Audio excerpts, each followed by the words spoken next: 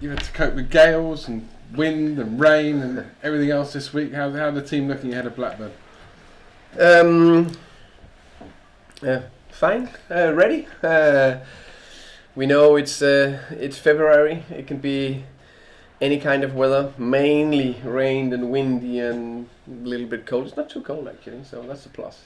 But we are ready for it. We cope with it. We just showed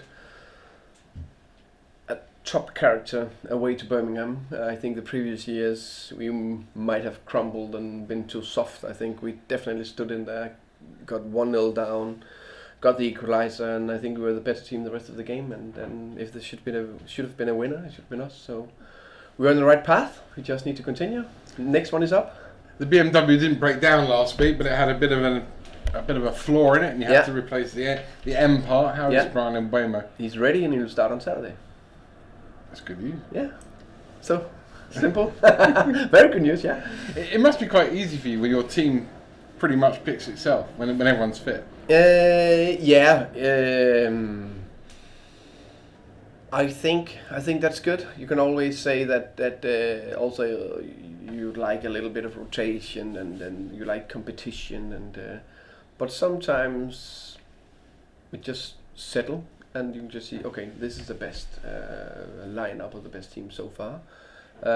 Sometimes normally it's maybe, or I believe you need to have 8-9 players that, if they are available and fit, and of course performing to the normal standards, they play, because then I think you have a good chance to create a good team. Because quite often an accusation you'll throw at a manager is he doesn't know his best 11. You clearly do know your best 11.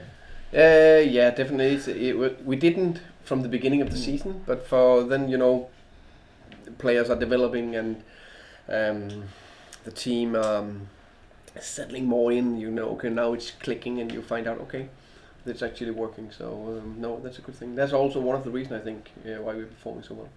Ethan Pinnock's been outstanding at the back. A lot of people now, since Pontus Jansson was out injured, starting to really notice what a player you've turned him into.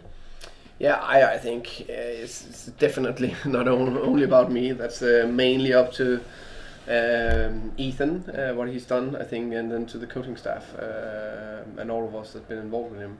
I think he's one of those players that when he was out of the team, because he started in the team, and then we went to a back four, and I chose Julian and Pontus.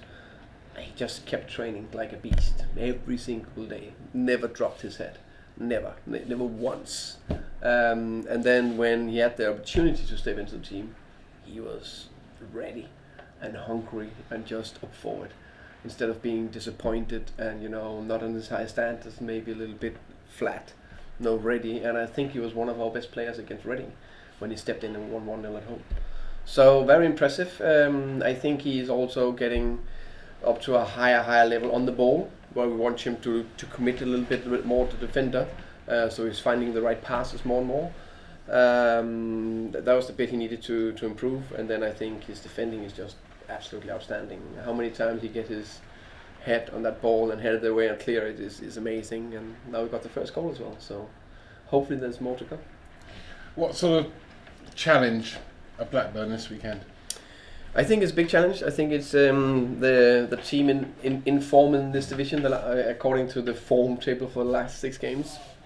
Besides that, they've lost 3 times in the last 17 games, which shows a lot about a team that is difficult to win against. I think that the development of the team from last year to this year from Tony Mowbray and his staff is quite remarkable. I think they play some really good football, and on their day I think they are a really good team.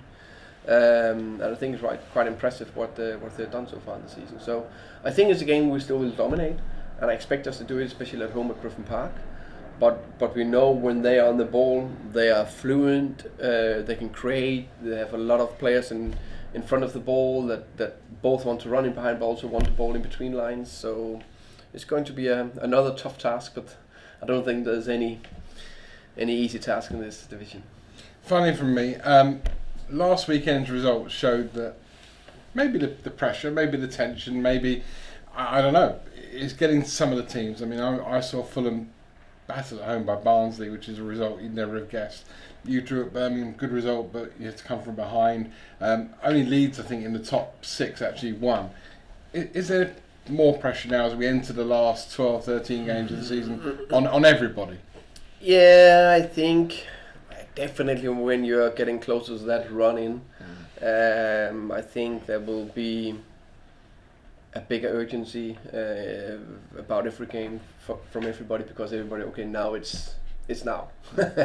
It's not the second game of the season. So yeah, I could imagine it will build a bit now, but I don't think so. But definitely the last 6 games maybe that will be interesting. You're always interesting. Thank you. I don't know. You are. Thank Thank you. you.